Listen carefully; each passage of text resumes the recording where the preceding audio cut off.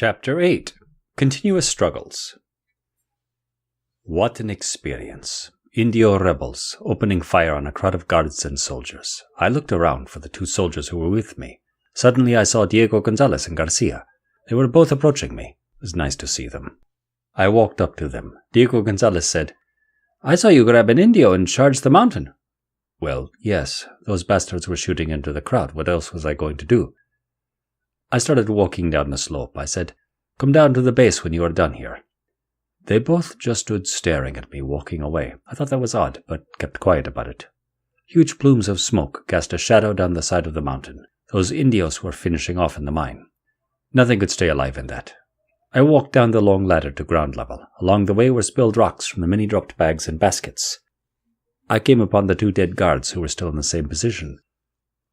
They were Indio guards. "Will somebody remove these two?" I screamed. I walked down the steps outside the patio. Dozens of people were talking and screaming at each other on the corridor. Nobody was calm. Women were crying. Guards were questioning people, and others viewed the smoke pouring up from the summit. Francisco ran up to me. "Alonso, go find Alonso in Bosque." "Why?" I asked. "Don't ask, just find him," Francisco said. My heart sunk. I knew something was wrong. "What's the matter?" "Your friend Philip was hit." "Where is he?" I earnestly asked. "Over by the stumps." I raced into the patio. A crowd was already assembled here. I shoved my way through the Indios. To my disbelief, I saw the body of Philippe. His leather boots and breeches were easily recognizable. Beside him was his velvet hat. I could not believe it. I dropped my weapon and knelt into his warm puddle of blood. I reached my hand out, touching his face. "Philippe. Goddamn, what happened?" "Move back and don't make him talk. I am extracting the ball," Alonso said. I moved out of his way. "Philippe, you'll be fixed, Philippe." I knelt close by him, rubbing his hair repeatedly. His warm blood spewed from his neck as Alonso worked. He was not speaking, nor noticing Alonso and me. "How did this happen? Don't die, Philippe. Wake up." His breathing was very deep and rapid. Suddenly his legs and body shook violently. Alonso and I lunged backwards. "Philippe, you're going to recover. Philippe! Philippe!" Philippe died in front of me, right there. Alonso was passionately saying, "Hang on, do not die." The ball is mainly removed, but it was too late. His eyelids were still open. I looked into his brown eyes. I imagined the sky was his last sight. So I looked into the bright blue sky. Above us I saw two black birds flying in parallel and then separating. I looked back down at Philippe in disbelief and had to walk away. I felt numb. I felt fatigued. I felt angry. I coiled my hands around the nape of my neck and closed my eyes. I screamed out loud and kicked the night torch stand. Diego Gonzalez flew forth out of the crowd as he came up to me. I said, "God, Philippe is dead."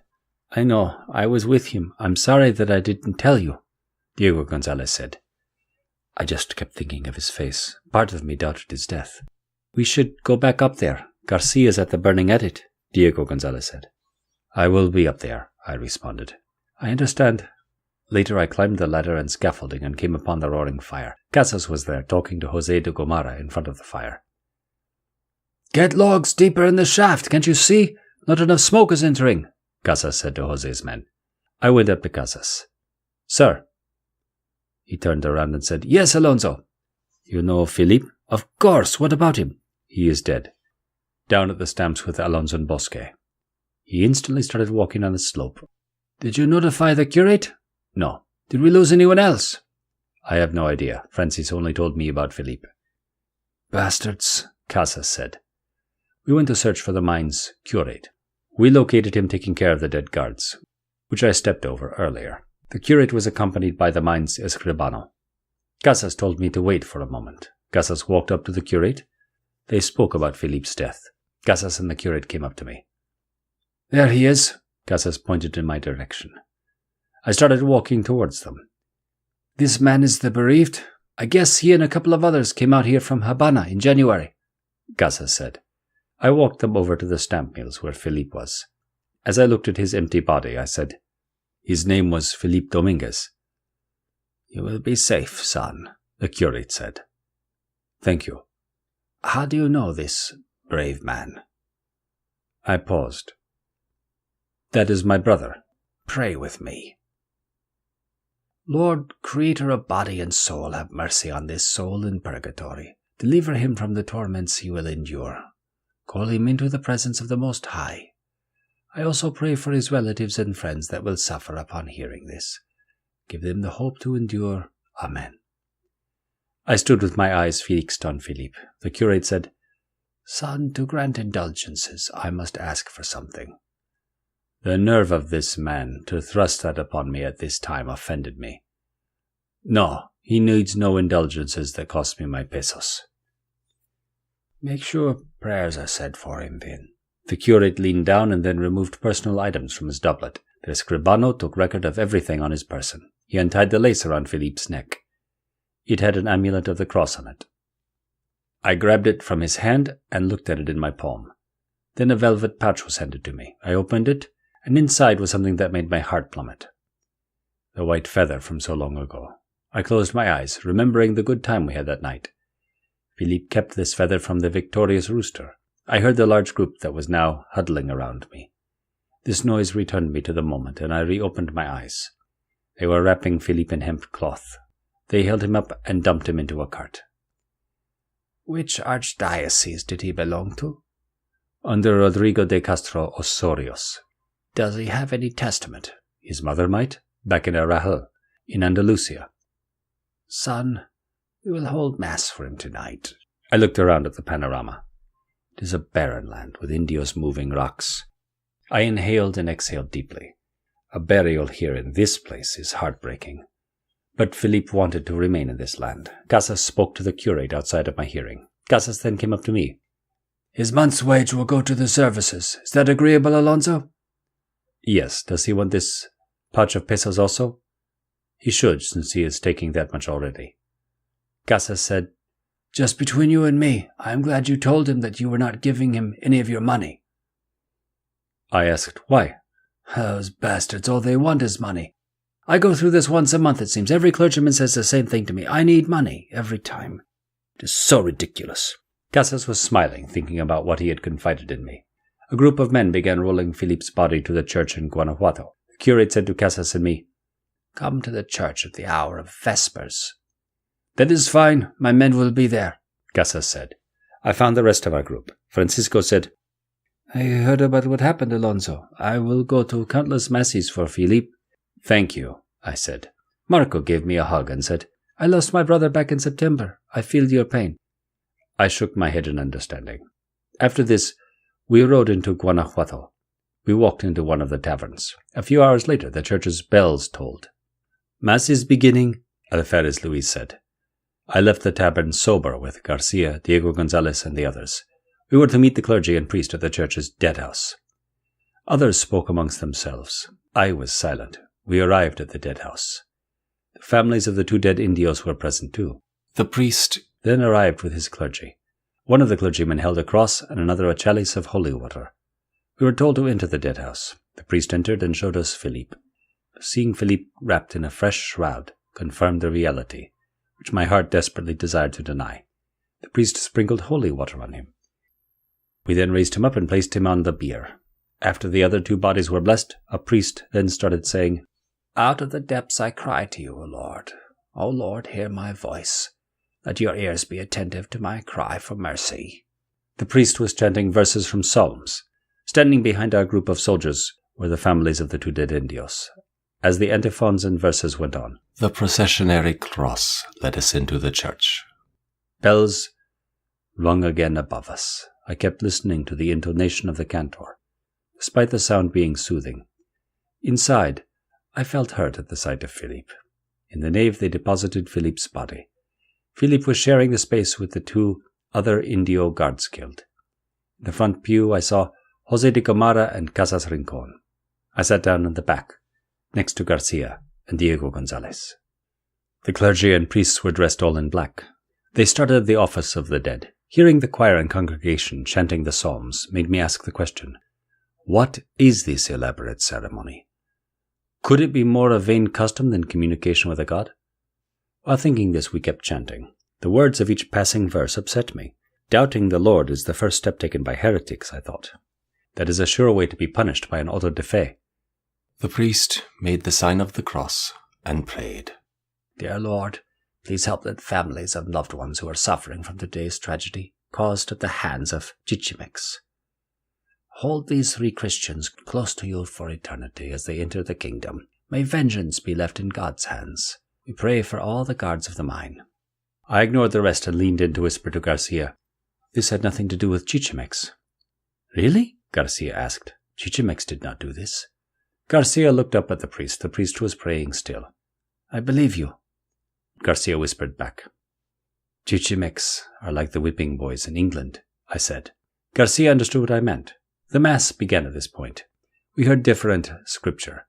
I felt as if each was being read in an attempt to pervert my outrage and heartache. Out of the 30 people present, I was the only one that knew Philippe since childhood. The pain of his death was reserved for me, and only me. The deacon began reading from the book of John.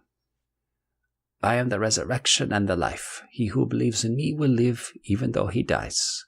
I had heard this verse spoken countless times in my life. Now I was feeling it in a different light. I had a new understanding. The effects of Philippe's sudden death on my mind had me severely rejecting the words. After this, we said the Pater Noster. The priest walked around Philippe's body, sprinkling holy water on him. Then he covered Philippe's body in myrrh smoke and other incense. The time came for the burial. I retrieved the bier and moved Philippe out of the church. In the background, I heard the choir chanting. May angels lead them into paradise. Upon their arrival, let all of heaven's souls lead them to Jerusalem. We reached the burial ground. A freshly dug hole was prepared for Philippe. I thought about how badly I missed Pedro and Antonio. I kept my face down as Philippe plummeted into the earth. The priest blessed the grave and Philippe. May his soul and all the souls of all the faithfully departed, through the mercy of God, rest in peace. Amen. After the priest said this, he picked up a handful of dirt and dropped it into Philippe's grave. Everyone then picked up a handful of dirt and did the same. I picked up the brown-colored soil. Each little grain was released into the pit. The ceremony finished. Garcia and Diego Gonzalez came up to me. We walked back in the dark to the corral for our horses. Diego Gonzalez said, A few of the men are riding back to the fort. Others are taking up lodging here. What do you men want to do? Garcia asked. Alonso, what do you want to do? I said to them, Do you men wonder if God truly is benevolent? Garcia put his arm around my back. He is. I responded, Why did he take such a good man? Garcia said, You should not talk like that, Alonso. God is to be feared, not questioned. Diego Gonzalez said, Today was rough. Let's ride back to camp so you can retire. We decided to ride with the others to the camp. That night, while dreaming, I saw Philippe's face. I remember looking at it. It was so real. His mustache and eyes and other lineaments were unharmed. It was so joyful to know this. However, Philippe was indifferent, acting. There was no dialogue between us. I just looked at his face. Then Philippe said, Escape. I woke up and ended this vision. I looked around in the dark at everyone. They were all quietly sleeping. A few raindrops were coming down on the roof. I stood up and walked over to check on the mine fire. Peering up at the mountain, a conflagration was shining on the summit from the fire. Inside were what should be 8 dead rebels. All around that were hundreds and hundreds of people continuing to work through the night by torchlight. I thought about this. They were placed back in the mine as if nobody lost anything this day. I went back to sleep as the rain fell much faster. The next morning, I awoke. We were ordered to line up by Alferez Luis. Casa said, The afternoon we are going up to the controlled burn. Around that time, peons will be removing the corpses, or so we hope. Till then we are going to split up and assist Jose de Gomara. Jose de Gomara had me guard the workers in the patio. I walked with the other soldiers into the patio. The stamp mill was crushing down the stones. I saw huge vats of water being stirred and rock-filled carts being unloaded. Our group walked by a guard using his whip on a worker. The worker was being lashed for something petty. All morning, I either paced slowly back and forth or stood still. The only break in heartache was to talk to other guards and think about how silver was extracted. Eventually, I left my station and walked up to the azoquiero. I said, Excuse me, I was told that azoquieros like yourself turn rock into silver. How did you learn your trade? The azoquiero said, Germans designed this process and wrote several textbooks about it. Really? Are they the experts? Not anymore. You should go back to standing guard. I did this, but learning something new comforted me somehow. I went back and oversaw the Indios, kicking the quicksilver sludge. I realized these stirrers were the ones with open sores on their feet and legs. Then around the 14th hour, we all climbed up to the summit of the mountain. When we passed by workers carrying bags of rocks, they looked down in submission. With each tunnel we passed, the dinging noise from their tools could be heard. Peons and barreteros were scooping out the leftover ash. Once the pile was gone, a group entered with torches. News of their discovery of dead men spread through the crowd. They pulled out 8 ash-ridden, semi-cremated bodies. Casas came up to me. "Alonso, who else was involved with starting the fire?" "I do not know. Why?" "Witnesses say you and 2 others were here. I am trying to locate who started the fire." "I did." "You did?" "Yes. When I gave chase to the rebels, a young man ran by and I grabbed him to use me as my guide. He told me that this tunnel was a dead end. I saw the pile of wood and realized they were trapped and thus put the 2 together." "Good. Tell that to the Audiencia in La Ciudad de Mexico. Apparently, José Renal, the curator for the mine owners, told me that burning several hundred ducados worth of wood without permission will be reprimanded." "I am forced to do this. Today you are going to La Ciudad de Mexico." Garcia and Diego Gonzalez aided me in starting the fire. I was hoping he had not been with them when I started the fire. "Good. What do you want me to do about that?" They were not with him, I concluded. I am not getting scolded by myself. They should take responsibility too. "Alonso, no one is scolding you. They are questioning you. That is it. Since your plan did work, you will be absolved of any wrongdoing. Another squadron is supposedly leaving upon finishing my investigation. You will join them. I will write your orders and give you a sealed document to take." "Please tell me that Diego and Garcia will be forced to go."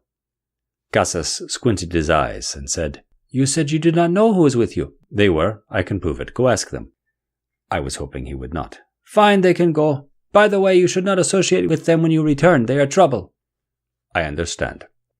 He started to walk away and turned back around and said, "I almost forgot. When the Audiencia asked about this, it was Chichimec sneaking into the mine that started this. You will read about it in the letter." I raced to tell Garcia and Diego Gonzalez. It was a pleasure to know that they would be joining me. I walked up to them and said, "Get ready. You 2 are going to La Ciudad de Mexico." Diego Gonzalez said, "Why?" "José Renal, some powerful member of this silver mine, is demanding an account be made by the Audiencia." "I don't know why the Audiencia would get involved, but you 2 are going." "Why us?" Garcia asked. I told Casas, "You 2 set the fire with me." Diego Gonzalez screamed, "What did you do?" He walked forward aggressively. I said, "Stop. Listen." I began whispering, shifting my eyes to spot eavesdroppers. "We are getting away from Casas." They agreed. An hour later, I said goodbye to Marco and Fernando and the others.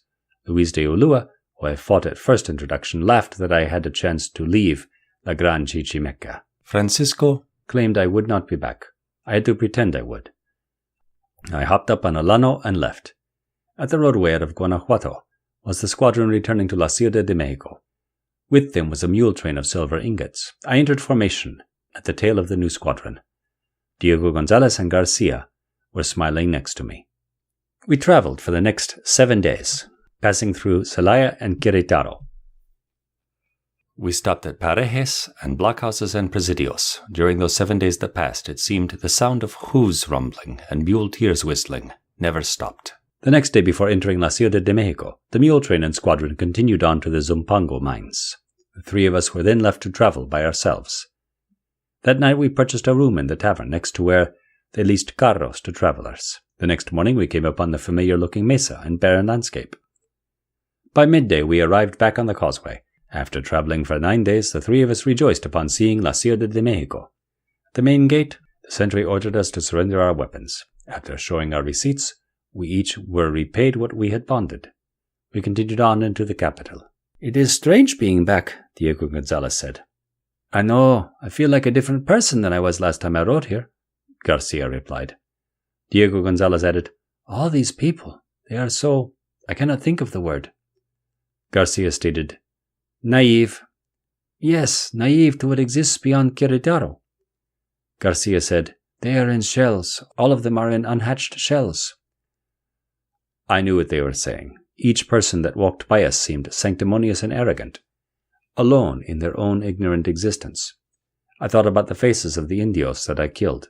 This struck my heart. I asked, "Garcia, You said you were informing on Casas Rincon to the Audiencia about the Tzitzime slaves. Yes, we both wrote letters and are dropping them off at the postal office.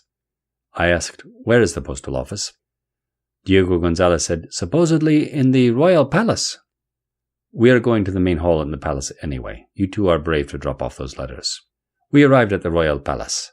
Diego Gonzalez removed his velvet hat upon entering. It was strange to be back, after being in La Gran Chichimeca for the last month and a half. Down the corridor was the office of Hernando de Ibarra. The major domo, José del Castillo, opened the large wooden doors to the great hall. Inside were all the regidores. The great hall was immaculate. There was a massive carpet on the floor and small windows up near the ceiling. Frescoes adorned the walls. I looked over at the tables and saw Hernando de Ibarra. He was sitting and talking to people. The presiding officer brought everyone together. I saw Viceroy Pedro Moya. He had grey hair and a grey moustache. A retasea ruff encircled his neck. His cheeks were sharp and oddly resembled my father somewhat in appearance. Just then a group prayer was led, followed by questioning.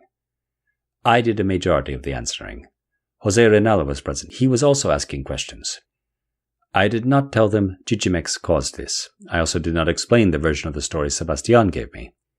I deliberately spoke like I was never told of the Indios' foul treatment. I wanted to slip out and remove myself from everyone's watchful eyes.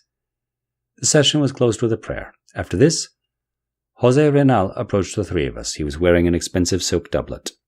I am sorry that this happened. It is a competitive business, mining for silver. The workload is heavy and the workers are weak. However, you all have helped my image a great deal. This evening I am having guests over at my home here. A group of us are leaving immediately, and if you men would like, you may follow us and enjoy a feast tonight, as my guests of honor. Diego Gonzalez jumped in and said, Of course we will all go. I thought how polite Diego Gonzalez was to speak for Garcia and me. I wanted to scold him. Instead, I said to José Renal, Before we go, we need to find a tavern. Diego Gonzalez and Garcia agreed, so we set out to find a tavern. As we walked through the Plaza de Armas, I said to Diego Gonzalez and Garcia, That is something. Diego Gonzalez asked, What? You mean how José Renal just invited us to a feast? Yes. I told the entire audiencia what happened, and he said it was good for his image. Garcia said, Yes, he is probably looked at now as someone without trouble at his mine. That makes sense. Diego Gonzalez added, Let's go to the tavern Rangel took us to. We walked back to where we sat over a month ago. Here we purchased lodging for an exorbitant price. We walked to José Renal's home. The feast was already about to begin. My eyes first looked at the spread on the table. They were serving all types of meat. Next my eyes looked for José Renal. However, across the table was Miguel José. I could not believe it.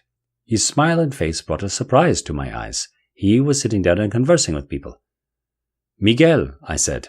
He looked over and stood up and said, Alonso Truilos, what are you doing here? About to eat, I said. He laughed. I can see that, but I mean, how long are you going to be in La Ciudad de Mexico? I have no idea. Miguel replied, It has been what? Almost a year? When we were on the Las Vegas. Miguel laughed and said, That is right, you have a good memory. I sat. Miguel asked me, Are you here by yourself?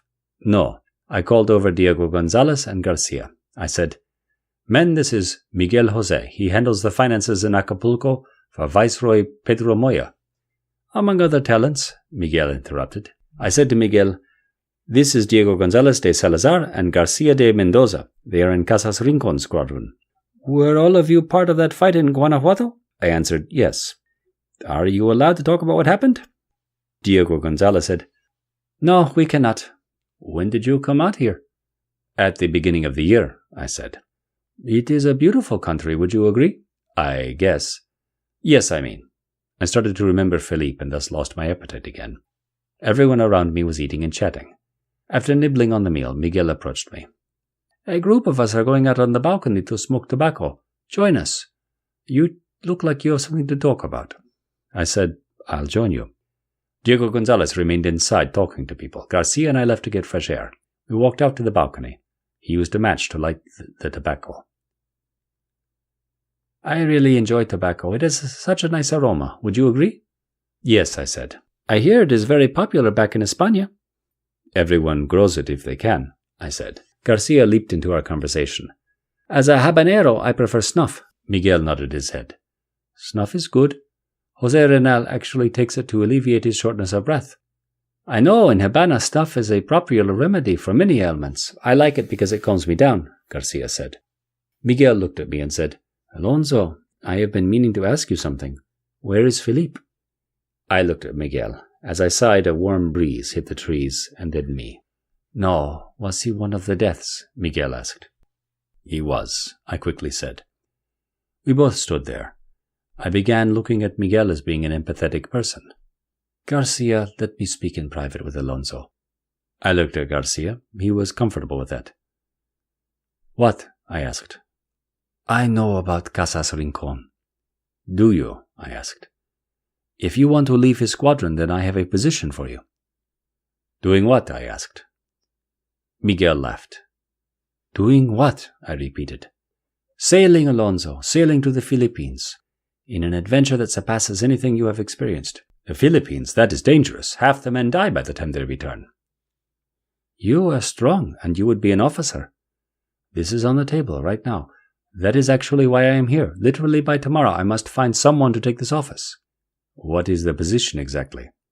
You would be the cabo on one of the galleons. There is much need for a man with your abilities. I said, how would you do that? You told me that you deal with financing. Relax and trust me. You can promote me to that? I asked.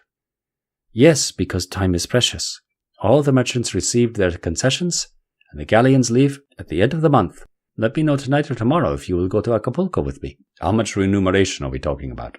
Enough to make you wealthy for many years. You will know the details later. I questioned in my mind what he meant. I wondered, does he trust me? What of Garcia and Diego? How long have you known them? We really became acquainted in Habana. They are reliable. They both followed you to La Gran Chichimeca? I told him, yes. Tell them only that a passage paying 30 pesos a month as soldiers will be available. Miguel then told me where he was staying. After everyone finished their tobacco, I told everyone I was leaving. We came back in José Reynal's salon. Diego Gonzalez had left. What a scoundrel, Garcia said. Did he run off with a woman? Garcia answered, maybe. Garcia and I went back to the tavern. Diego Gonzalez was there, drinking and playing piquet. After he won, we bought drinks and sat down on the barrels. Once we were all relaxed, I said, I have good news. What, our salary is raised? Diego Gonzalez asked with a smile. Yes, but not in the manner you speak of. Do you remember Miguel? What about him? Diego Gonzalez asked. He has offered the three of us a position to sail to the Philippines. How? Garcia asked. He knows people. That still does not explain how he could guarantee that.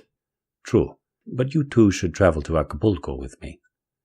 Garcia said, Is that what he pulled you aside for? Yes. Join the Manila galleons with me? That is not for me, Diego Gonzalez said. I was not surprised at his refusal to go. Garcia, I know you want to leave this place. You'll be paid 30 pesos a month. 30 a month, think of that. Garcia said, Dead men can't spend money. I was about to respond when Diego Gonzalez asked me, How do you know Miguel? I shifted to answering his question. He was on the Las Vegas with all of us. He was going to Baracoa from Hispaniola for some business of his. Diego Gonzalez said, I thought he looked familiar when you introduced him. I do not trust him. He has eyes like the devil and a smile like him too. I agree, Garcia said. I said to Garcia, So what about his smile? He is one of the wealthiest Indios. I am not going. I looked away. I did not want to see either of their faces. Diego Gonzalez said, Alonso, think about what you are attempting. You are talking about being at sea for an entire year. Think about that. 1 ship, 1 year. Garcia interjected, That is not from me either. They both were frightened by the idea of going on the galleons to the Philippines. You will turn down 30 pesos a month? I asked. I am not spending 12 months on a ship. It is that simple, Diego Gonzalez said. Especially in those waters, Garcia added. I thought you were my brothers, I said. Diego Gonzalez said, Yes, and I am telling you I don't see a reward in it. Garcia said, What about your wife Maria? I will see her. I will return to her the following year with prestige and wealth. You two will be in the same class. Garcia tilted his head and said, How? I will be an officer on one of the galleons. They both nodded their heads at the idea of me being an officer. When will you be leaving for this? Diego Gonzalez asked. Tomorrow, and by myself. I thought about Casas and his missions of slavery and scalpings. Then I remembered my dream.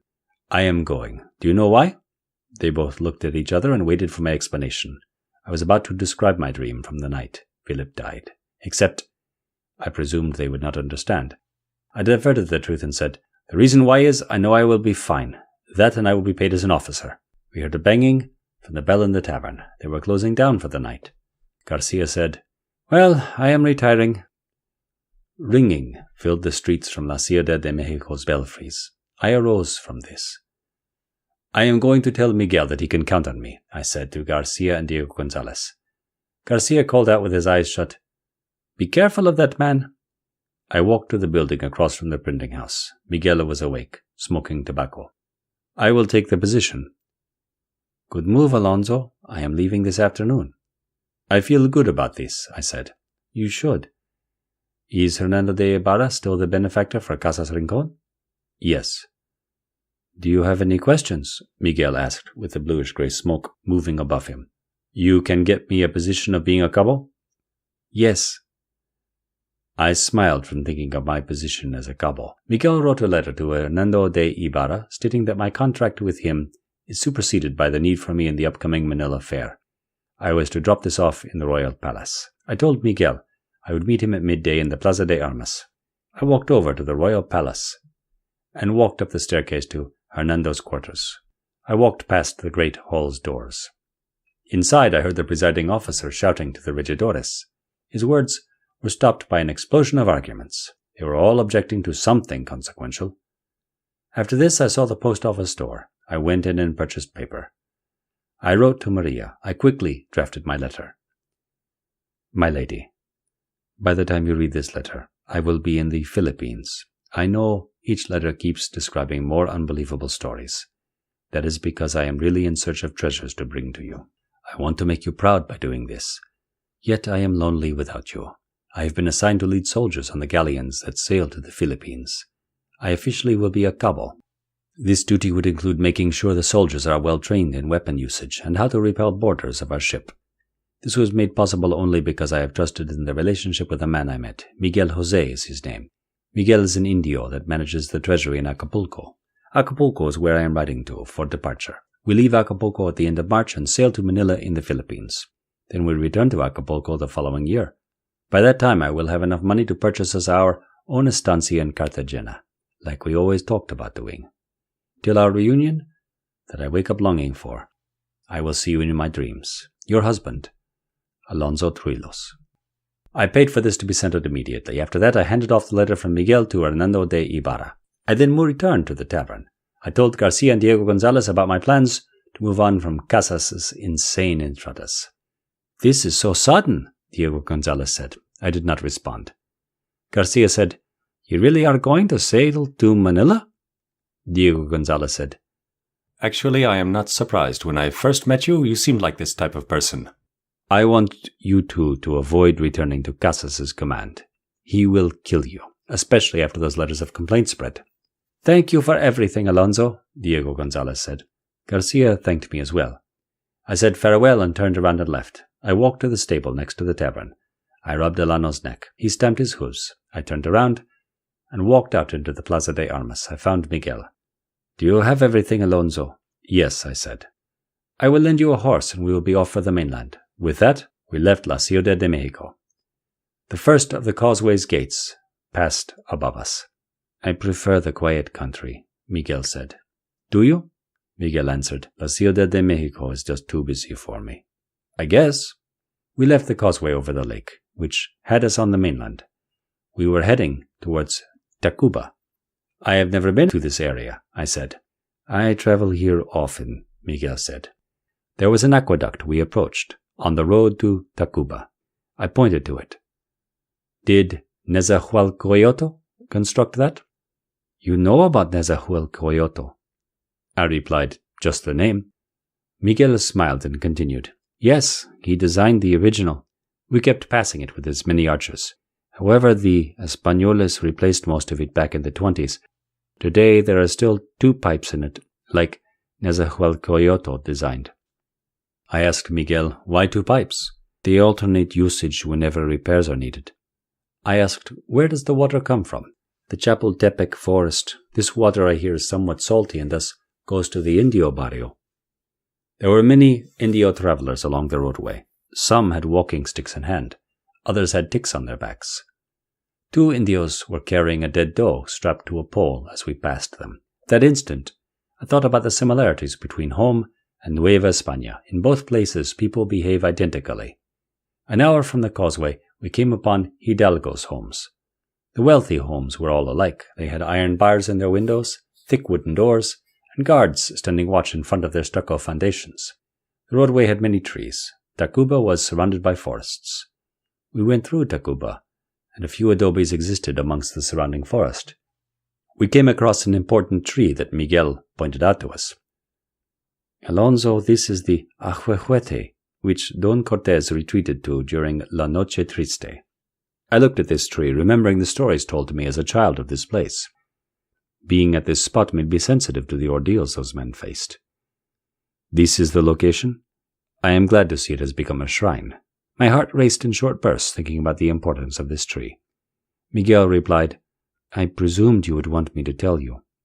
I said, that shrine will keep future generations informed of what happened. We kept traveling until Tacuba was behind us. After a few hours, we passed through a sandy environment. We continued ascending till we came upon deep pine forest. Along this roadway, the sound of local birds was the only noise heard. Pacing along on horseback in this forest terrain made me drowsy. We continued until we came across a paraje to sleep. After we set up a fire, I had time to relax and focus on the sun setting. It was pleasant to look upon this large cloud obstructing the sun. A few minutes later, the remaining beams of sunlight spread around this dark purple cloud. That was the end of another day. The next morning, we took off for Acapulco. Miguel, this area looks good for galloping these horses, I said. We should keep our pace, he said. I want to see how quick they are. Is there a watering hole? We are approaching. Yes. Come on then. I clicked my tongue and made the horse accelerate. These animals were very quick and testing them was good. We covered much ground in this barren plateau. However, the air in this region is far too hot when the sun is overhead. We returned to a slow pace by noon. We spent the night at a tavern, resting our animals and grabbing something to eat. Traveling always provides the worst meals. Tomorrow we can get something good at the Tianguis in Cuernavaca. What do they have there? Alonso, it is such a sight. Everything you can imagine is sold there. It is second only to La Ciudad de Mexico's Tianguis. In the morning, we descended down a trail through the forest. We stopped at an elevation overlooking the horizon. Miguel, look at that. What is it? I said, this vista is breathtaking. Miguel said, I know. We still have a way to go, though. I was looking at the pale blueness of the early morning horizon. The roadway descended into flat land a few leagues later. Upon entering Cuernavaca, I first noticed El Calvario. It was an open-walled chapel built of stone. We passed by this and went south, through the streets, toward the Tianguis. Here I saw around 200 people of all ages. There were Indios, Negros, and Mestizos, all bartering. Interestingly, many people used a bean from a local tree as currency. We stopped and Miguel purchased fresh papayas for us. Alonso, we are going to exchange these horses for mules, Miguel said as he handed the seller money. Is the rest of the trail treacherous? I asked. We started walking back to our horses. I cut open the papaya and began eating the deliciously ripened fruit and peppery seeds. Yes, normally I do not take this route, but expediency is needed on getting to Acapulco. We went to a stable with our horses. Good morning. I need 2 strong mules. I have 2, the stable master said. Our 2 Andalusians are out there, and we will exchange them. Is this for royal business? He asked. Miguel showed him a letter stating we needed to go to Acapulco. As he read this, he said, Acapulco, of course. I have strong mules. Let me show you. We walked into the pen area. This is Lucio and Macario. They are both competent and have traveled many times to the fair in Acapulco. They look strong to me and they do know the route, correct? Miguel asked. Yes. Yes, in Chilpancingo. You can trade them in. Are their hooves deformed? No, the stable master replied. Then we will take them. Would you grab 2 croppers that are the right sizes? Thank you. After he left, Miguel asked me, Alonso, do you want to know what I really do? You assign the value of taxes on cargo. Distancing his words slowly apart, he said, No, I deal in what you would call contraband. I looked at his face. He was looking me straight in the eyes. I instantly knew he was trying to introduce me to wealth. What do you mean? Miguel said. What I said and what you heard. Contraband. I am sure you heard about the silk market here. Wherever I go, silk is devoured by the dons and doñas. Even those without money want it. We give it to them, free of all taxes and unknown to the authorities. My eyes suddenly opened widely. Miguel took notice of my reaction. He was thrilled to see I did not rebuff him. I have people, powerful people, that will guarantee those assisting them remain safe. He waited for me to think. What are you saying? I asked. If you want to know more, we will continue to Acapulco. If not, take this. He handed me some money. I opened it. Inside the dim pouch was probably 50 pesos. Miguel continued. Never mention I spoke of Acapulco's contraband. I slid the pouch in my doublet while speaking. I already said I am going. Why do you deal in contraband? Yes, you have no idea the wealth involved with it. In fact, that is why I need you. He looked at my squandering of the money. Are you really going to keep that? I laughed and answered Miguel. Yes, why else did you hand it to me? I knew what he was doing. Somebody probably was killed or jailed for performing something he asked, and I am their replacement. I am expensive, I said. He exploded into laughter. Keep it. I will discuss more later. But you are also needed because you are a soldier. I thought about this and then said, How long were you waiting before you planned on telling me this? You will be fine. He shined his pleasant smile that he seems to do frequently. The stable manager came back with what we needed. Alonso, I am going to need you for important business. I replied, You mean guiding the soldiers on the ship? No, besides that. You have that money, but have not said yes or no to my question. You are going to become part of something special. I walked out to the grounds of the stable, looking around and into the blue sky. I was thinking about how far I had come. I walked back and tacked up Lucio. Tell me more as we travel, I said as I hopped on Lucio. Miguel smiled and hopped up on Macario. Taking control of your destiny. Españoles are all for that. We rode off toward Acapulco on our fresh mules. The scenery became more flat as we strided away from the mountain peaks. We arrived at Puente de Ixtla very late at night. We found a tavern. Our mules were exhausted and we had them fed and watered. We entered the building and a few vecinos were drinking and talking. After paying for a night, Miguel bought stew to eat. We relaxed and also drank wine. Miguel retired for the evening. I stayed up and talked to other people. Either these travelers were coming from or going to Acapulco. Amazingly, I met a man who also deserted the same fleet I had, back in the Indias Occidentales. He had an amazing story to tell. He had found a position working as a muleteer outside of La Ciudad de Mexico, where he was going tomorrow. I wished everyone safe travels and retired. In the morning, we left and saw a little more of Puente de Ixtla. There were adobes spread along the street and a few crops growing and being tended to in the fields by Indios. Throughout the day, we climbed into the Sierra Madre del Sur Cordilleras. Here, tall trees surrounded us. The trail led us to a moss-covered waterfall. The trail hugged the stream as we followed its flow. All day we traveled. Before nightfall, Miguel said, We should make camp in a league. How much longer until we reach the nearest tavern? Miguel answered, Many more leagues. I am not traveling at night. We pulled off the trail and I tied up Lucio. With the remaining sunlight, I gathered nearby boughs and dry leaves. I balled up the dry leaves and grass. I was about to use my match to ignite the tinder when I heard, Alonso, stop! I looked up and Miguel was looking at me. I did not understand what he wanted. He started walking towards me, saying, Have you learned how to make fire without a flint? I answered, Yes. Let me show you something that I learned as a child. I replied, I am sure you will show me something I already know.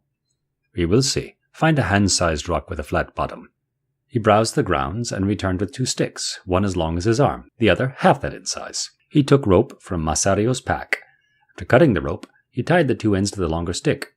This is the bow, Miguel said. I stood with the requested rock in my hand. It is getting dark. How long will you take? I asked. Miguel began instructing me. You get the flattest piece of wood and use it as your base. Miguel found one and set it on the ground. Then use this stick. He picked up the shorter stick. Miguel continued. Make sure the stick chosen is strong enough. Wind the bow's string around this stick. Put the shorter stick's end into our base here. Miguel reached for the rock in my hand. With the rock in his left hand, he braced the stick down on the flat wood. Now you just keep the stick onto the base and go back and forth with the bow. It was amazing. The string was just tight enough to rotate the stick back and forth. Miguel vigorously was moving the bow. Very quickly smoke appeared. He had a coal and used it to ignite the tinder. That is how you make fire, Miguel proudly stated. That is one way. I will stick to my flint, I said, smiling. Be thankful. It is going to get very cold tonight. I went and collected grass to fill my tick. We went to sleep under the canopy of stars. The next morning we awoke and resumed our journey. We reached a point with a view of the valley approaching us. It was an appealing vista. Miguel and I shared stories from our past along the way. I asked, Miguel, you told me your father owned a salt mine? Miguel said, When my father was your age, he was given land. What for? I asked. For taking sides in a war from long ago. What kind of war?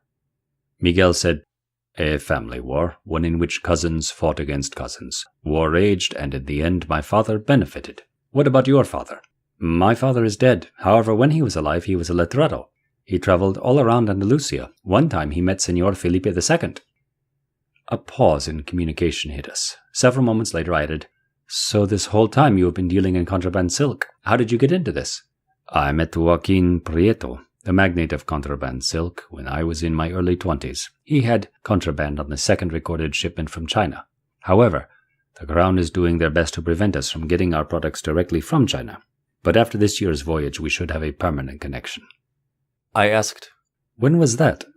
When Joaquin Prieto first sold Chinese silk? A long time ago, in the late 60s. Now we control a large portion of the contraband that enters the world market. What about the Veeders and other royal officials who oversee the transactions of legal silk? Miguel answered, Blind spots and closed mouths come at a cost. Joaquin is fine with that? Joaquin is a good man. Do not let whatever scruple you may have object to his business. He donates large parts of his fortune to pueblos. He has purchased land for indios. Also, he has assisted Viceroy Pedro Moya in the construction of many convents and churches. I am telling you, Joaquin Prieto really knows what he is doing. I imagine Joaquin Prieto has many people working for him, correct? I am going to have you meet people in our group. There are 3 brothers, Bartolome, Cristobal, and Miguel Marin y Pinuela. Their father was a vaquero. Together they are known by us as the Marin clan. None of them compete with each other? Miguel answered me. Bartolome is Joaquin Prieto's main man. Cristobal and Miguel Marin manage his mule train business. Then there is Javier Ruiz Alvarez, who we call Tlatoani. Tlatoani? Why that name? Miguel laughed and said, Bartolome coined it. Javier is called Tlatoani for his infatuation with the Aztec culture. Javier Ruiz caught the attention of Joaquin years ago for stealing Joaquin's cattle when he was a young man. Now he moves a lot of silk into Peru. I said, How can you sell silk without upsetting the legal sellers? Our main competition is José de Borica. José wants to have access to our silk from China. How do you trust the men you work with? I mean, how do you know I'm not rubbing hands with José de Borica? We have all written agreements to Joaquin. Our deaths break the partnership. We came across a tavern and stayed there. In the morning we went back to our journey. Our mules ambled along beside a riverbank. Out in the wide, shallow river, the water slowly descended around countless smooth stones. I looked in the valley and thought of Maria and my family. Then I went back to watching the trail, concerning myself with this new opportunity to make money. Why does Joaquin Prieto not care he is stealing from our Majesty, Señor Felipe II? Miguel did not answer. When I ask you something, I expect an answer, I said. Alonso, our king, Señor Felipe II, is in all actuality useless out here. The longer you are in these lands, the easier that is to recognize. Joaquin Prieto uses his money to help people quickly. I see, I said. Good, Miguel responded. How do you know the people you deal with are not going to inform the authorities? We have people paid to silence anyone. Silence? Have you had to silence a lot of people? Yes, Miguel said. I thought about what he said and returned my attention to the trail. The trail had small pebbles and large stones. Around us were small trees and tall trees. All I could do was stare at the constantly changing terrain as we rode south. Around twilight we came across a lonely tavern along the road. We stayed there and slept comfortably. In the morning we departed. Throughout the day the scenery was typical of a matorral. Only dry shrubs and cacti grew here. Around the 15th hour we reached the Rio Mexcala. It lay before us at the bottom of this small canyon. We began our descent. The trail down to the river, switched back and forth. Our mules were slow, helping us descend safely. Trail became a berm, riding around the interior of the canyon. Once at the river, rafts propelled by Indios took us across the valley floor. Miguel gave them some money for keeping us dry. We then ascended up the other side of the canyon. At the top was a tavern. Our mules were exhausted, like us. They were taken care of, and Miguel purchased a room for one night. When we walked through the parlor, a man shouted out, "Miguel, come over here!" I turned around and Miguel said, "Marcos and Antonio." 2 men stood up and greeted Miguel. I followed Miguel. "I want you men to meet Alonso Truilos. He is going to the Philippines as a cabo." The bald-headed man said, "Pleased to meet you. My name is Antonio de Ramos." The very tall man said, "And I am Marcos de Colmenares." Miguel said, "Alonso, Antonio here has gone to the Philippines countless times." "Really?" I said out of curiosity.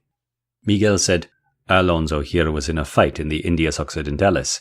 He was on the ship that captured those 20 Englishmen last year."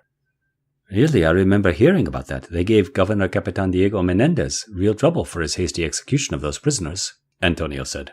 Miguel said, "I will go purchase us some wine." I sat down with these men. "So, Antonio, you sailed to the Philippines?" "Yes, numerous times." "What is it like out there?" "Well, Manila is the place to be. There you will find gambling dens, sultry women, plenty to drink, and everything else pleasurable in this world." "I see. But I mean, what dangers can I expect? Are there corsairs or rebels resisting our presence?" "My first trip out there, I wondered the same thing once I arrived after months at sea. I was immediately firing my arquebus the same day. A Chinese corsair was attempting to sack Manila. Limahon was his name. I doubt you heard of him. He was nothing like the privateers or corsairs you have fought. This Chinaman had hundreds of ships under his command, thousands of ruthless men all sailing behind his flagship." I interrupted him and said, "How did he have so much power? Did the Empire of China back him?" "No, Limahon was also hunted by the Chinese emperor. Limahon pillaged China's coastal villages. His depredating army would go ashore anywhere and dominate the entire land." I was so surprised to hear of a man doing this. "Damn, so what happened?" "We repelled him when he tried pulling that in Manila, but we never found out what happened to him following his retreat." "I see." Just then Miguel returned with wine for all of us. We drank all night and conversed about everything and nothing. In the morning we departed from the tavern for Chilpancingo. Antonio and Marcos were also going to Acapulco, but they remained at the tavern that morning. Our course had us climbing more mountains. The scenery was growing more marvelous as the day progressed. It seemed all of creation was visible. The distant mountains that were so far away were blue in hue. Nearer ones were barren and more dark in color. Hovering above these mountains were flat, white clouds. We covered a small distance compared to other days, but here the terrain is challenging on Lucio and Masareo. We slept in a tavern, overlooking another beautiful valley. It became cold at night at this elevation. The next morning we awoke and saw a single cloud, but the size of it was amazing. The sky was blanketed as far as I could see. "Look at that cloud, Miguel," I said. "I was looking at the size of her too," Miguel said. Snow-white puffs flowed throughout this massive cloud. It looked like smoke belching forth from a culverin, only slowly. Miguel said, "We are definitely in the mountains." "True," I replied. "I wish my men could see these vistas because for some reason it does grab the soul." We descended down into the valley some distance later. Above us were towering green mountain peaks. Before sunset we reached Chilpancingo. The town had small adobe homes and a marketplace. We traded Lucio and Masario for 2 fresh mules. "Do you remember me telling you of Tlatoani?" Miguel asked. "Yes, the criollo, obsessed with anything Aztec?" "Yes. Tonight we will visit and rest at his estancia." We rode to his home. The building showed elegance. The landscape was properly tended to by Indios. Goats were out in the field, being moved along by shepherds and herding dogs. Instantly 2 mastiffs ran up to us, barking. Miguel called them by name. Javier Ruiz's servant appeared. "How are you doing, Miguel?" he asked. "I am fine. Here are our mules." The mastiffs were called back. We stepped down and slid him the reins. This short mestizo man did not make eye contact with me. We proceeded onto Javier Ruiz's large portico. The size of his house reflected his fortune. We entered his square-framed zaguan, which had beautiful stone flooring. The majordomo came up to us and joyfully greeted Miguel. He looked at me suspiciously. "Who is this accompanying you?" he asked. "This is Alonso Truilos. He is a soldier assisting us in Manila." I was leaning down and rubbing the heads of the 2 smiling mastiffs. The majordomo became more gregarious. I am Jacques. Pleased to meet you, Alonso. I nodded my head and looked around the room. An impressive fresco stretched along the room's interior. After looking for a moment, I realized many biblical antidotes were painted. The one I liked most was of long-haired Samson, his bare hands cracking open the lion's jaw. It was well done. Javier Ruiz has a sumptuous taste for the finer things, I said. Our estancia is always complimented, Jacques said, scantily looking at Miguel. Alonso is trustworthy. Now, can you retrieve Tlatoani? Of course, I will announce your visit. We heard a voice in the salon. Miguel! We started walking. Come on, Miguel said to me.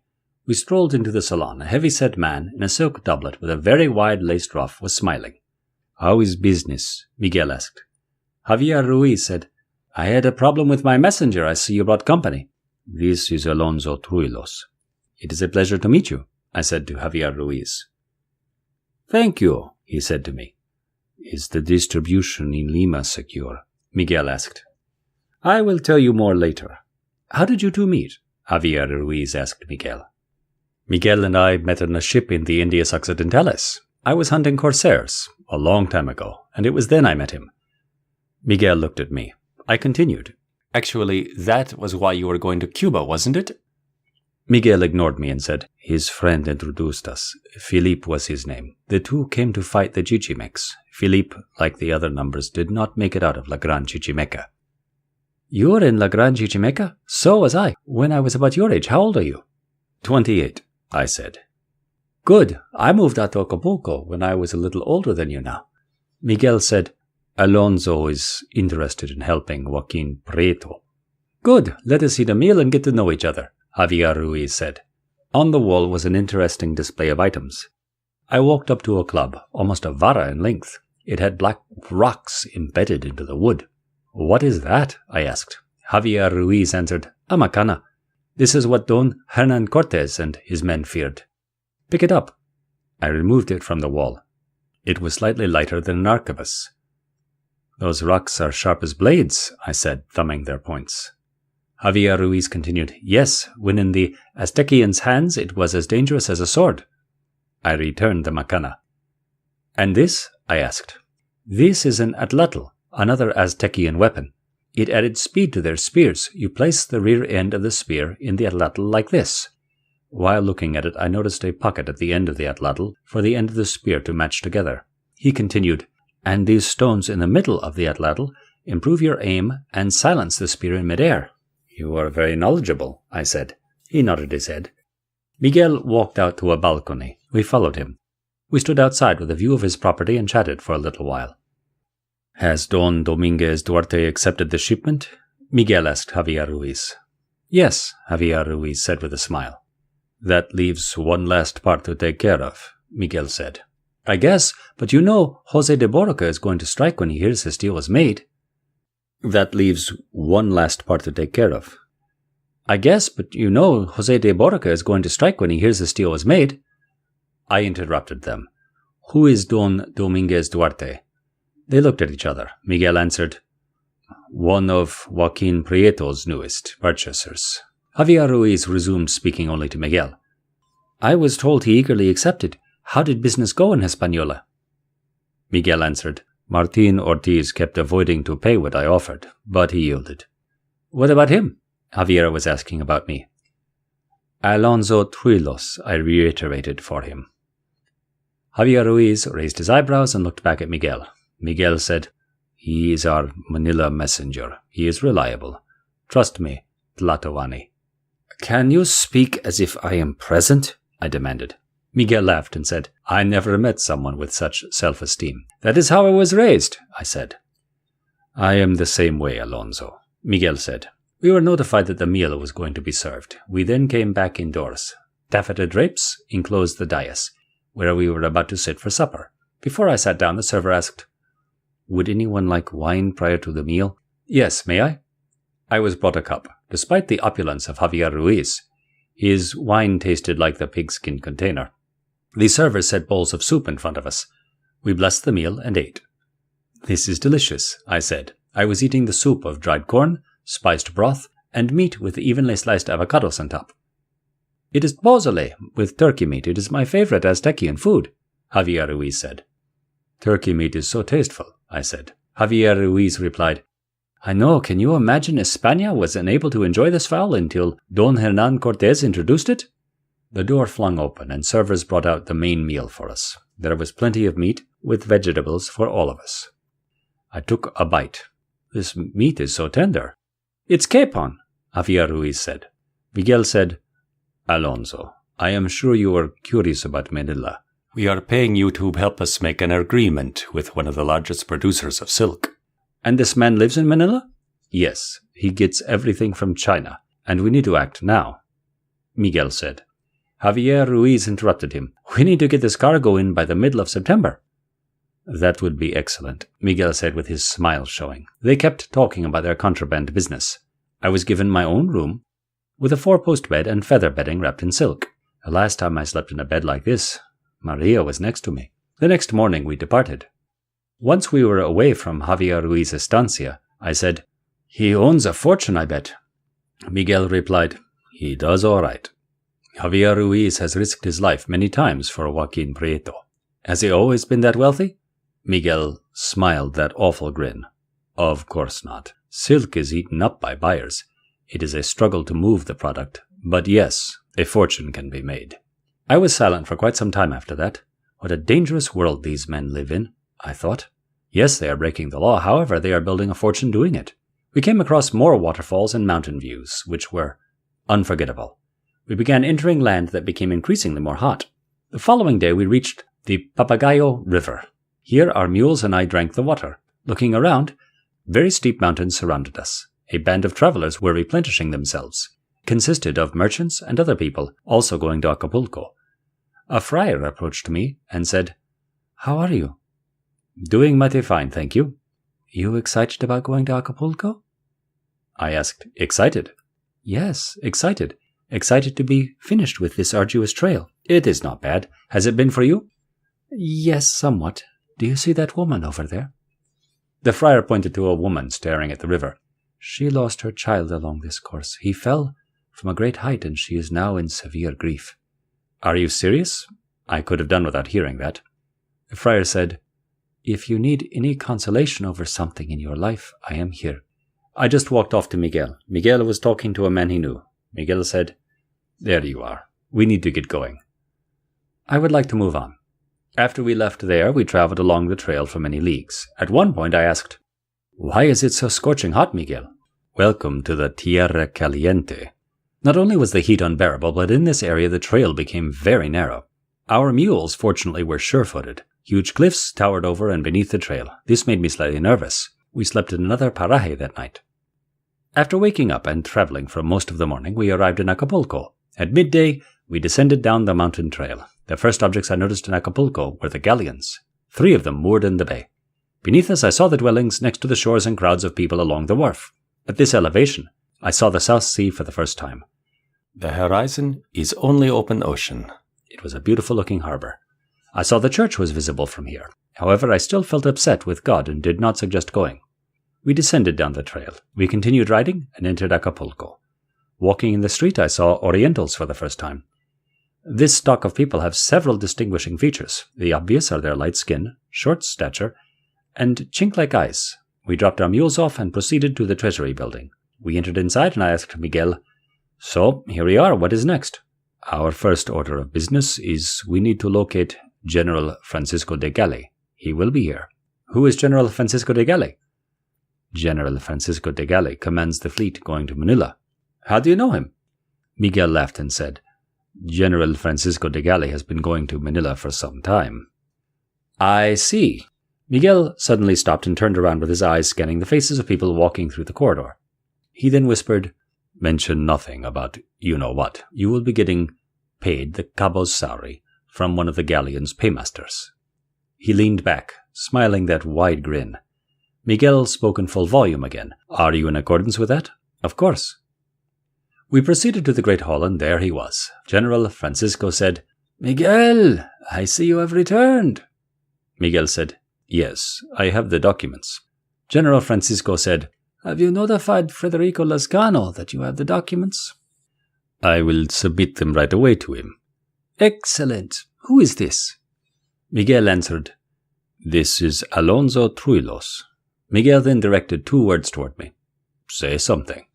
I am a soldier and have been since I first enlisted at 18. Miguel laughed. Alonso needs to be given the position of cabo on one of the galleons. He has seen many fights on land and at sea. That is fine with me. Talk to Captain Lorenzo de Oro. Miguel responded to General Francisco. Can you introduce him to Capitan Lorenzo? I am going right now to work with Federico. General Francisco said, Of course. Miguel then thanked the general and said, Alonso, go with General Francisco de Galli. I have to go help calculate the remaining taxes due. You can find me in this building from here on out, or I will find you. We walked down to the wharf. When are we departing? I asked. Hopefully by the 25th of this month. So in a few days, are the ships ready? We are on schedule. I am glad you accompanied Miguel on his travels here. He feels it is safer to travel with less of an entourage while carrying royal documents. Maybe because it draws less attention, I inquisitively stated. General Francisco said, Not the way he dresses. We walked out the door of the Treasury building and onto the street. General Francisco probed into my history. I informed him of my decision to abandon the fleet the previous summer. I honestly told him that I was arraigned a few weeks before for smoldering rebels. Then, while in La Ciudad de Mexico, Miguel offered me a job. After I finished speaking, General Francisco said, Alonso, your story tells me a lot of your character. What do you mean? You keep traveling and sound like you have a restless soul. Is there an unfulfilled goal in your life? What a powerful and insightful question. A moment of self-reflection passed. I then answered, Yes, I have a goal to make my wife proud. I want to return to her in 2 years' time with a fortune. I want to settle down and be happy. I feel I am on the right road to reach that objective. That's a strong road you're on. I laughed and said, That is my goal. We walked up and greeted Martin Ambrosia, the harbor master. This is Alonso Truilos. Martin Ambrosia said, Pleasure to meet you. General Francisco asked, Do you know if Capitan Lorenzo is on the Santa Ana? That was the last place I saw him. General Francisco said, Can you check and see if any squadrons are lacking in soldiers? Martin Ambrosia licked his fingertip and flipped through several pages. After a moment, he informed him that we were at the required capacity. We then walked towards the Santa Ana. The galleon was moored flush with the wharf. It was over 30 versts long and had a golden streak running her length. She had 2 balconies below the poop deck for the officers. Stevedores were loading the ship with food. We walked up the gangway when traffic ebbed. The soldier guarding the gangway addressed General Francisco. We walked towards a man holding papers and giving orders. Capitan Lorenzo. The man turned around and said, Yes, sir. This is Alonso Truilos. I want you to know he is available for your crew. He has enough experience to be a cabo in one of the squadrons. Capitan Lorenzo looked at me. He had a flat-bridged nose and a petite-sized mouth. Where are you from? He asked. Andalusia, sir. So you have been at sea? Yes, sir. That is all I need to hear. I will notify Alferez Gabriel Vesquez. General Francisco said, I expect you can get him his quarters now, correct? Yes, sir, Capitan Lorenzo said. I appreciate it, I said. Capitan Lorenzo looked at me and said, Follow me. Before we left, he shouted to another man of his mission to find me my quarters. We stepped over a coil of rope and proceeded to enter under the stern castle. He showed me a door, which he opened with a key, and entered. Capitan Lorenzo said, Jaime Munoz, Luis de Castro, and Juan Menendez are sharing these quarters with you. I entered it and was the identical size of the room on the Las Vegas. Capitan Lorenzo said, If you have any questions, find Sargente Jose Diaz. Thank you, sir, I said. Just then a man shouted out for Capitan Lorenzo. I will speak with you later, he said, walking away. The only hammock without effects occupying it was the lower one. I dropped my belongings down and rested. What an ordeal it was to get here. A short man opened the door and entered. He looked down at me and said, My name is Luis de Castro. I am the fifer. Luis was around my age. I am Alonso Truilos. It is a pleasure to meet you. Luis said, This your first time on a galleon? No. Luis replied, Good. I asked, Do we get a key for the door? Yes. I imagine you are under the command of Sargente Jose Diaz? Yes. Capitan Lorenzo opened the door and I never asked him for a key. I will tell the sergeant if I see him. Thank you. Luis the Fifer walked back out the door, locking it behind him. I walked around the Santa Ana. It was very crowded because the hatch was open and receiving goods. An hour later, I walked back to the Treasury building to find Miguel. I was told the door in which he would be found working behind. The door he was in had the door left open, and I entered and saw Miguel in front of a Bargueno desk filled with stacks of papers. "Miguel," I said, stepping up to him. "Alonso, how can I help you?" "Yes, I am on the Santa Ana. General Francisco helped me get right in." 3 men were present, and one said, "Miguel, who is this?" "Alonso Truilos." "Alonso, this is Federico Lascano. He is the man that actually handles the calculations. I assist him in everything he needs. Please do not enter in here again without invitation." Miguel said, "I will find you later today." Miguel closed and locked the door. I stood there feeling embarrassed. Why would he say I could come speak with him here and then be rejected? Thus I returned to the Santa Ana. I stood at the prow overlooking Acapulco. A man around my age approached me. "Alonso Truilos?" I turned around and said, "Yes." "I am Jaime Munoz. You are sharing the cabin with me." Jaime Munoz is tall with black hair, including a few contrasting strands of gray. He seemed to be about my age. He was smiling and said, "I can't believe we are leaving for Manila again." He rested his elbows on the wooden railing, gazing at the movement of people on the wharf. Jaime then asked me, "How do you like Acapulco so far?" "I arrived today." "This place is tolerable, but I enjoy Manila far more. Have you been to Manila?" "No. I hear it is a good time, though." "It is." "Jaime Munoz!" a man shouted. We both turned around to hear. "Are you informing Alonso about the squadron?" "I was about to, sir," Jaime said. I presumed this man approaching us was an officer because he knew my name. This short, dark-skinned man said, "I'm Alferez Gabriel Vasquez. I just heard you were put in place as the cabo for our squadron." Alferez Gabriel Vasquez suffered slightly from a lisp. His tongue and teeth and lips combated each other while speaking. He wanted to know about me and asked, "Why are you sailing to the Philippines?" "The money," I said for brevity's sake. "Well, money follows responsibility, never vice versa. Would you agree?"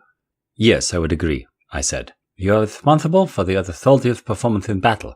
See to it your soldiers look up to you. Do not favor one. Do not ignore one. Always do what it takes to earn their respect. Jaime Munoz here is the principal cabo and is well respected by the men." Jaime Munoz rocked his head when hearing this. "I understand," I said. "Since this is an informal levy, I want you to tell me about yourself. Come help me with the provisions." He then said to Jaime, "You can throw in more later." I described my travels and painted a self-portrait of myself. Alferez Gabriel Vasquez listened to what type of soldier I am. The alferez said in response, "I have met many men in your position. Being a cabo in the South Sea will be a dramatic adjustment for you. Making muster under a mastre de campo like you did in España is easy compared to this job. The only thing I can say is, talk to me if you need advice." "I will." A page ran up and said, "Alferez, the sergeant and I are finished inspecting the ship." "Very good." Alferez Gabriel Vasquez looked at me and said, "Alonso, this is Tomas. He is 10 years of age. The child to a good friend I do." Alferez Gabriel Vasquez said to Tomas, "This is Alonso. He is going to lead soldiers on the poop deck during combat." Tomas looked at me and said, "Senor Alonso, what will you be doing during combat?" I thought about how to answer such a complex question, especially wording it for the ears of a child. "I will make sure orders are followed." Tomas said, "Have you fought on galleons before?" "Yes." "My father did also. He died at sea, though, before I was born." I looked up at the alferez and raised my eyebrows, saying, "I am sorry to hear that." I then looked into his curious young eyes and said in sincerity, "Something tells me if your father was alive, he would think you are very brave." We went back to helping the stevedores load arquebuses, lances, and swords. I would call out the inventory of every single item. After identifying everything, the records were handed off to the purveyor for final registration. After this, I went back to standing at the prow. During this time, I met Sargente Jose Diaz. He gave me his expectations and the rules the soldiers were to follow. As the Sargente and I spoke, Miguel came casually up the gangway. I told Sargente Jose Diaz that I had to go speak to someone. I walked down to the main deck as Miguel was talking to Capitan Lorenzo. "Alonso," Miguel called out upon seeing me. "Is all peaceful?" I asked. "Yes, Capitan Lorenzo and I were admiring the Santa Ana. What do you think of her?" "She seems well built." I rested my hand on the railing. Miguel said, smiling, "Does she have enough artillery for you?" I said, we have 6 culverines and 6 demi-culverines, shooting 10 libra shot for the latter. Sounds like you are learning a lot. Yes, but to answer your question, we do not have enough artillery. Capitan Lorenzo interjected and said, the merchants pay for space. Everyone agrees money supersedes the need for artillery. Just then a mariner called Capitan Lorenzo away. Capitan Lorenzo said to Miguel, I will talk to you later. Once Capitan Lorenzo disappeared, I said, I need to talk to you about my payment. Miguel said, that is why I am here. We will walk to my home. We walked to the more wealthy barrio in Acapulco. Miguel was staying at a tavern that was well maintained. He had his own room that we entered. Once inside the antechamber, Miguel said, Alonso, I guaranteed you 5,000 ducados. Yes, and we are leaving in a day or two. I need it tonight. Relax. I have it right here. Miguel stepped into his cabinet. I heard a clicking noise and Miguel quickly returned.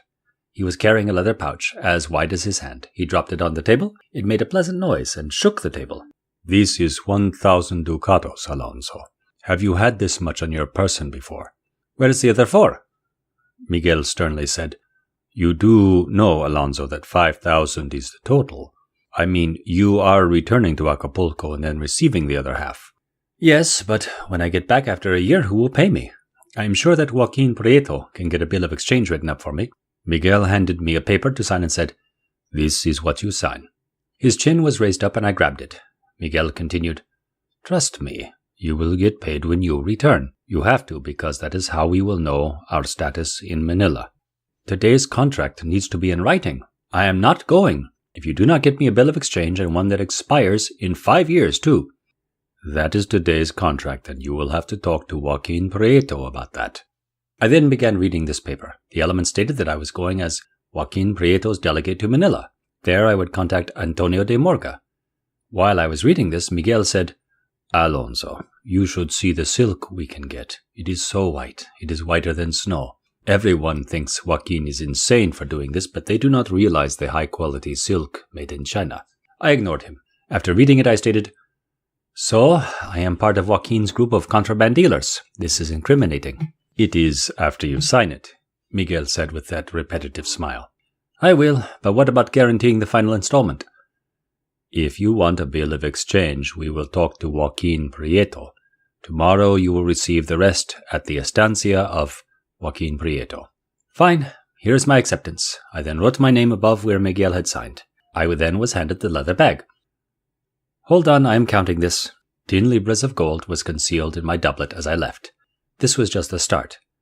I realized that not dealing in contraband was foolish.